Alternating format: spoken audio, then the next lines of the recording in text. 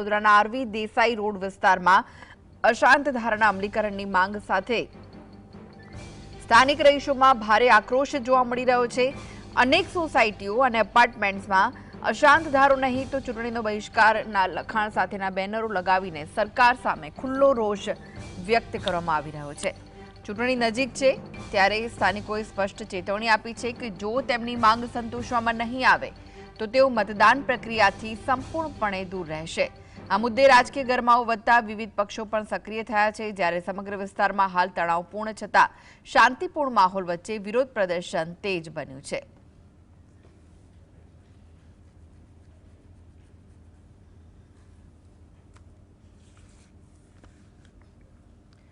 તો વધુ વિગતો માટે જોડાઈ ગયા છે સંવાદદાતા રૂપેશ। રૂપેશ, શું છે વધુ વિગતો આ મામલે?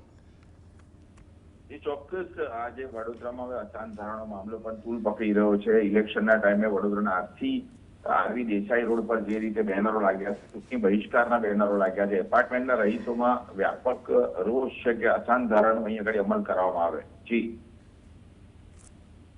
જી આભાર માહિતી આપવા માટે।